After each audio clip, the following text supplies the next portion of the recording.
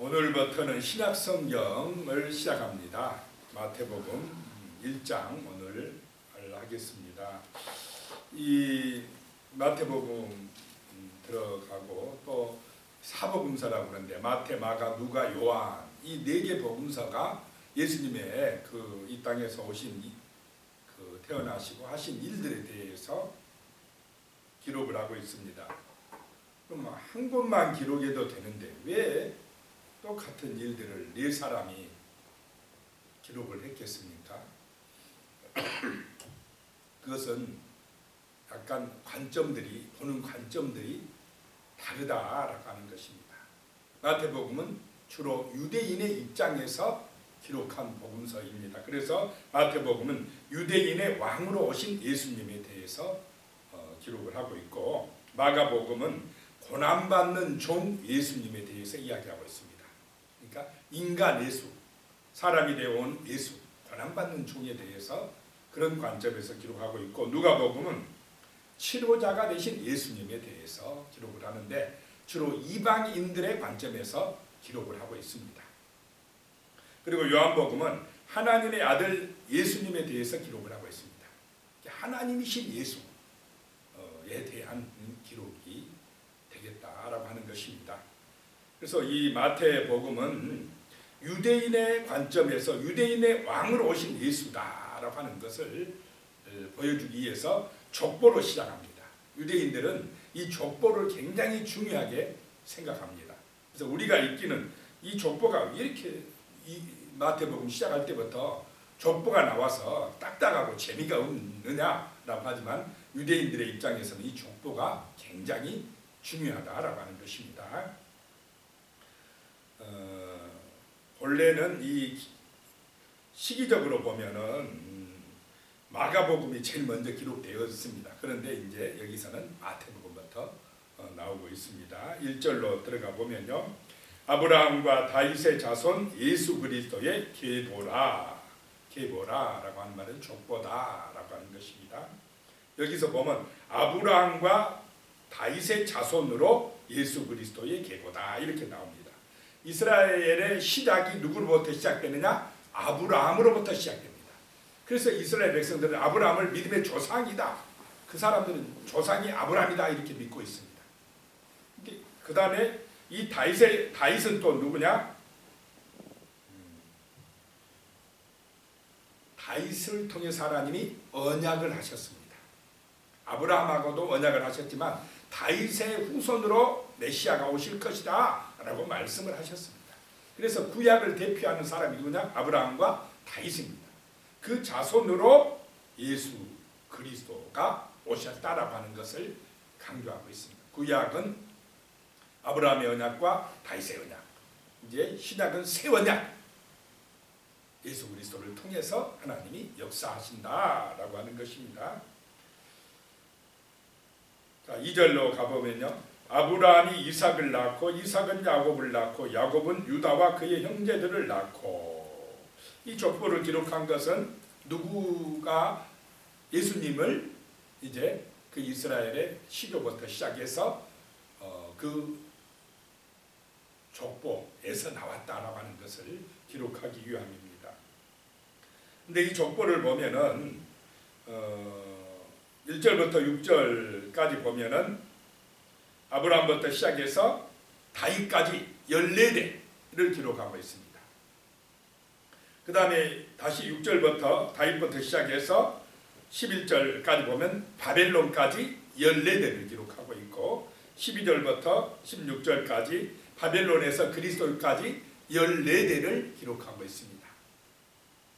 14대씩 3부로 짜여진 이 족보는 아담에서 시작해서 요셉에서 끝맺음을 맺음으로써 메시아가 오시기까지의 구속의 역사를 기록하고 있다라고 하는 것입니다.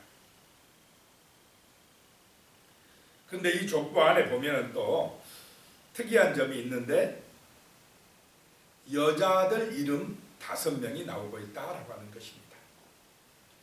원래 유대인들은 족보에 여자들 이름을 넣지를 않습니다. 그런데 여기에는 여자들 이름 5명을 기록을 하고 있습니다. 여기에 나온 여자들이 보통 뛰어난 여자였습니까? 별로 뛰어나지 못한 허물 많은 여자들이었습니까? 실수 많고 허물 많고 사람들이 볼 때에 손가락질 받을 수밖에 없는 그런 여인들이 예수님의 족보에 등장한다라고 하는 것입니다. 이런 걸 통해서 예수님이 어떤 분으로 이 땅에 오시느냐를 짐작할 수가 있다라고 하는 것입니다. 예수님은 자기 백성을 죄에서 뭐 할 자로 오십니까? 구원할 자로, 죄인들을 구원하러 오셨다라고 하는 것입니다. 3절에 보면 유다는 다말에게서 베레스와 세라를 낳고 베레스는 헤스로를 낳고 헤스로는 람을 낳고 다말이 나옵니다. 첫 번째 여인 다말. 다말은 원래 유다의 며느리였는데 자기 남편이 죽고 하다 보니까 대를 잇지 못해가지고 시아버지에게서 자녀를 낳았다라고 하는 것입니다. 베레스와 세라를 낳았다. 그런데 어떻게 보면 정말 손가락질 받을 이 여인이 이 족보에 들어갔다라고 하는 것입니다. 대를 이었다라고 하는 것입니다. 그 다음에 5절에 보니까 살몬은 라합에게서 보아스를 낳고 이 라합은 이방 여인입니다. 또 기생이라고 합니다. 그런데 그 여인을 통해서 예수님의 그 족보가 이어졌다라고 하는 것입니다. 그 다음에 6절에 보면 이새는 다윗 왕을 낳으니라. 다윗은 우리아의 아내에게서 솔로몬을 낳고 바세바라고 이름 안 하고 누구의 아내라고 기록하고 있습니까? 우리아의 아내다라고 기록하고 있습니다. 근데 실제 다윗의 아내입니다. 나중에 재혼을 했지만은 그런데 이 족보에는 다윗의 아내라고 하지 아니하고 우리아의 아내에게서 다윗이 솔로몬을 낳다 이렇게 기록을 하고 있습니다.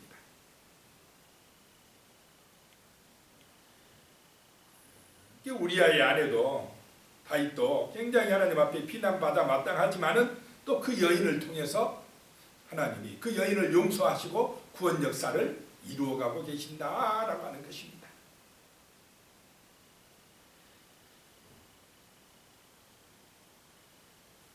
그 다음에 이제 보면은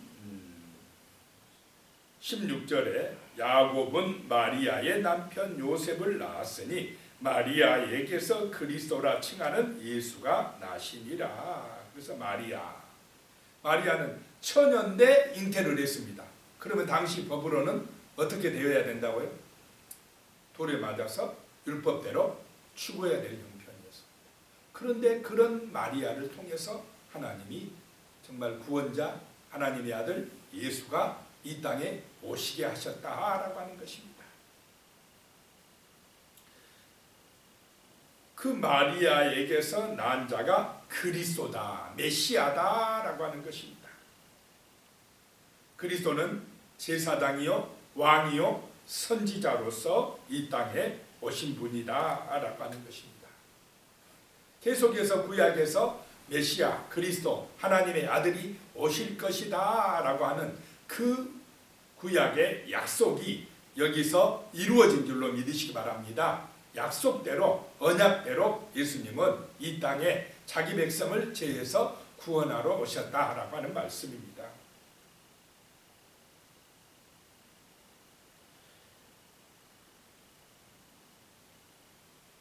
17절에 보시면 그런즉 모든 대수가 아브라함부터 다윗까지 연례되어 다윗부터 바벨론으로 사로잡혀 갈 때까지 연례되어 바벨론으로 사로잡혀 간 후부터 그리스도까지 연례되어 14대씩 맞춰서 기록을 해놨습니다.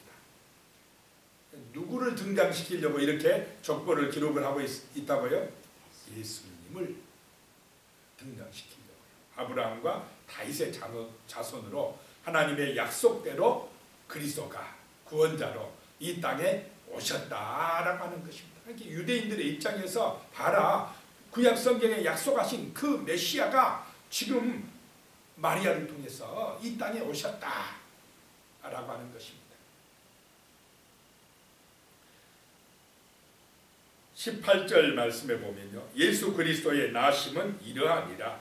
그의 어머니가 마리아가 요셉과 약혼하고 동거하기 전에 성령으로 잉태된 것이 나타났더니 그랬습니다.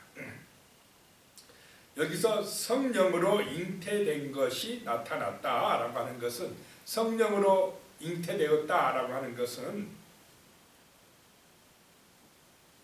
하나님의 아들로 오셨다라고 하는 것입니다. 예수님의 심성을 강조하고 있습니다. 그 다음에 다윗의 자손으로 오셨다라고 하는 것은 예수님의 인성을 강조하고 있습니다. 그래서 예수님은 그 다윗의 자손인 요셉의 아들로 오신 것은 다윗의 자손으로 오신 것을 성취하셨습니다.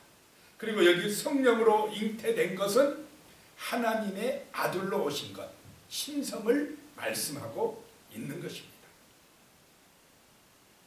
19절에 보니까요, 그의 남편 요셉은 의로운 사람이라 그를 드러내지 아니하고 가만히 끊고자 하여 그랬습니다. 이 요셉이 얼마나 사람이 좋은 사람입니까?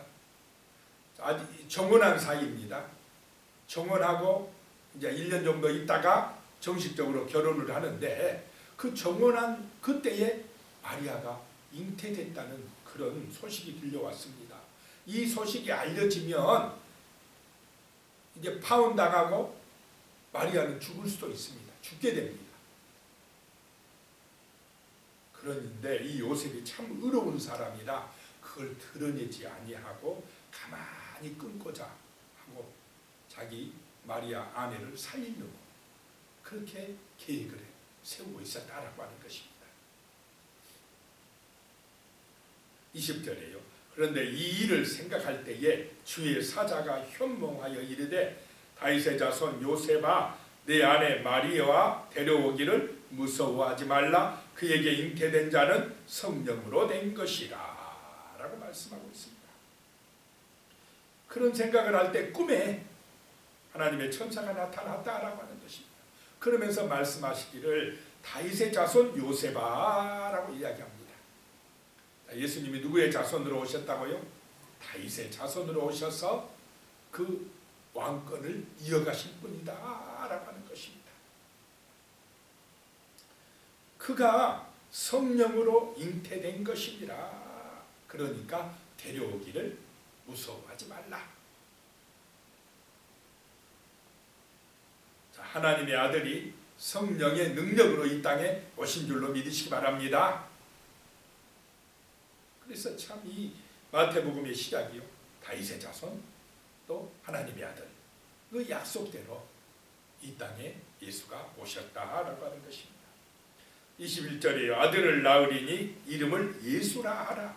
이는 그가 자기 백성을 그들의 죄에서 구원할 자이심이라 하니라.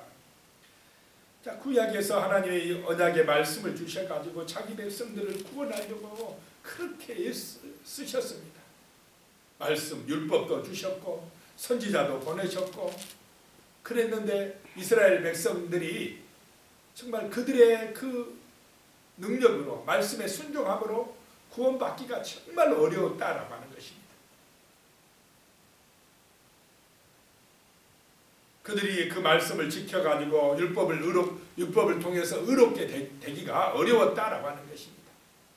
그래서 하나님은 새 언약으로 정말 예수 그리스도가 이 땅에 오신 줄로 믿으시기 바랍니다.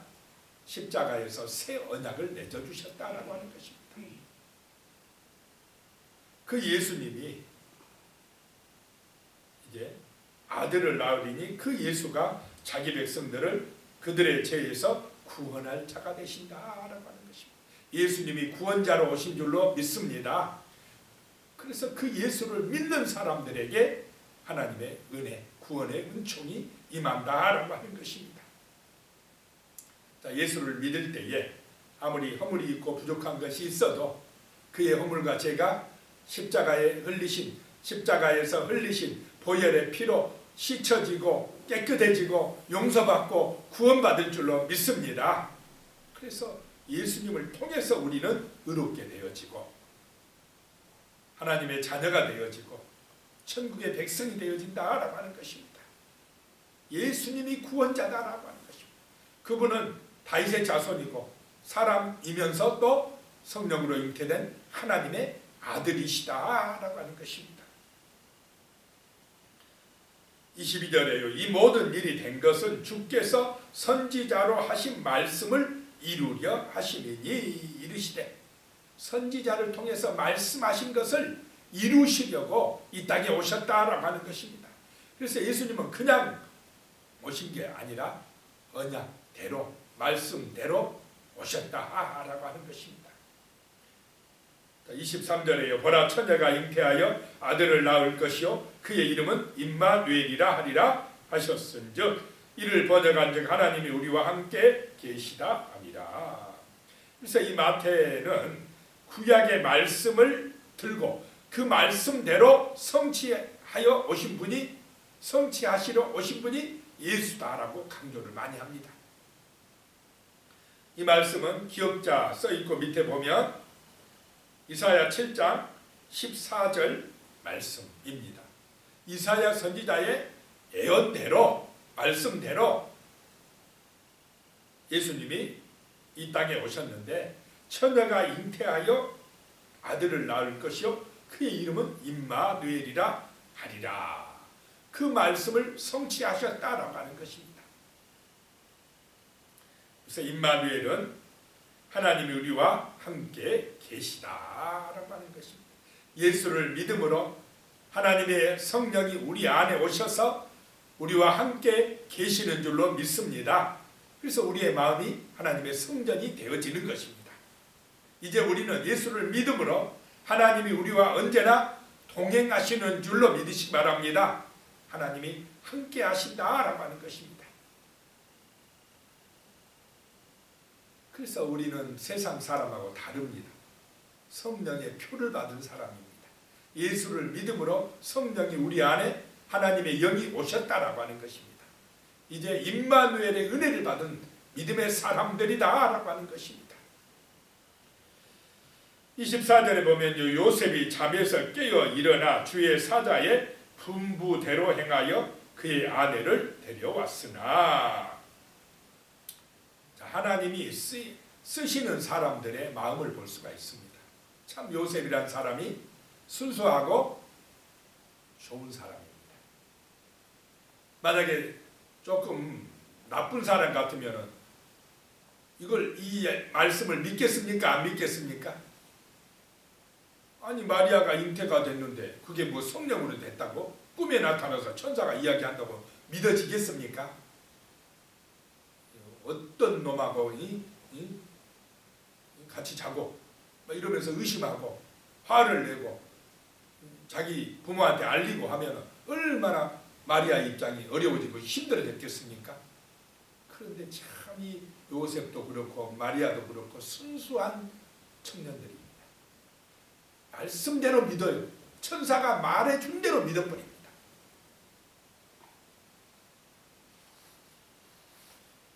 그래서 꿈속에서 지시받은 대로 분부대로 행하여 그랬습니다.